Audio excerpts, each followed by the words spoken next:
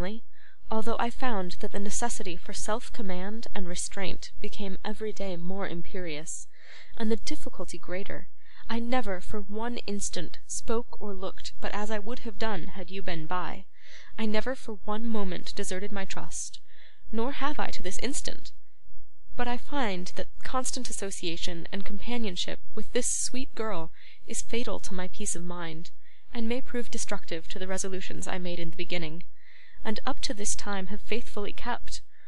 In short, sir, I cannot trust myself, and I implore and beseech you to remove this young lady from under the charge of my mother and sister without delay. I know that to any one but myself, to you who consider the immeasurable distance between me and this young lady who is now your ward, and the object of your peculiar care, my loving her, even in thought, must appear the height of rashness and presumption. I know it is so, but who can see her as I have seen, who can know what her life has been, and not love her?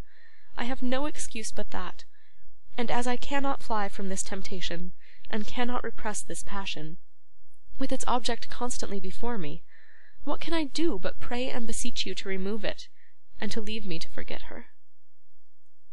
'Mr. Nickleby,' said the old man, after a short silence, 'you can do no more. I was wrong to expose a young man like you to this trial. I might have foreseen what would happen. Thank you, sir, thank you. Madeline shall be removed.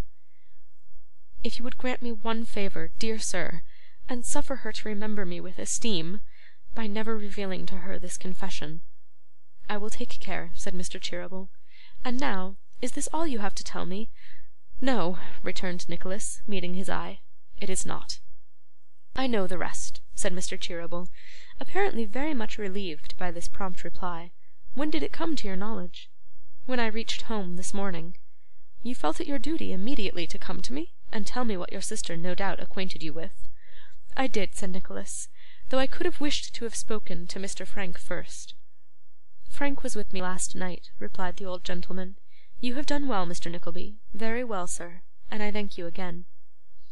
Upon this head, Nicholas requested permission to add a few words. He ventured to hope that nothing he had said would lead to the estrangement of Kate and Madeline, who had formed an attachment for each other, any interruption of which would, he knew, be attended with great pain to them, and, most of all, with remorse and pain to him as its unhappy cause. When these things were all forgotten, he hoped that Frank and he might still be warm friends, and that no word or thought of his humble home, or of her who was well contented to remain there and share his quiet fortunes, would ever again disturb the harmony between them. He recounted, as nearly as he could, what had passed between himself and Kate that morning, speaking of her with such warmth of pride and affection, and dwelling so cheerfully upon the confidence they had of overcoming any selfish regrets and living contented and happy in each other's love, that few could have heard him unmoved. More moved himself than he had been yet, he expressed in a few hurried words, as expressive perhaps as the most eloquent phrases, his devotion to the brothers, and his hope that he might live and die in their service. To all this, brother Charles listened in profound silence, and with his chair so turned from Nicholas that his face could not be seen. He had not spoken either in his accustomed manner, but with a certain stiffness and embarrassment very foreign to it. Nicholas feared he had offended him. He said, no, he had done quite right, but that was all. 'Frank is a heedless, foolish fellow,' he said, after Nicholas had paused for some time. 'A very heedless, foolish fellow. I will take care that this is brought to a close without delay. Let us say no more upon the subject. It's a very painful one to me. Come to me in half an hour. I have strange things to tell you, my dear sir, and your uncle has appointed this afternoon for your waiting upon him with me.' 'Waiting upon him with you, sir!' cried Nicholas. 'Ay, with me,' replied the old gentleman. 'Return to me in half an hour, and I'll tell you more.'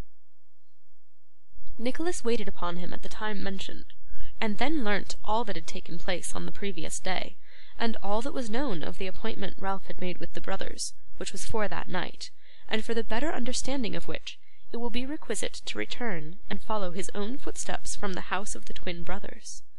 Therefore, we leave Nicholas somewhat reassured by the restored kindness of their manner towards him, and yet sensible that it was different from what it had been, though he scarcely knew in what respect. So he was full of uneasiness, uncertainty, and disquiet.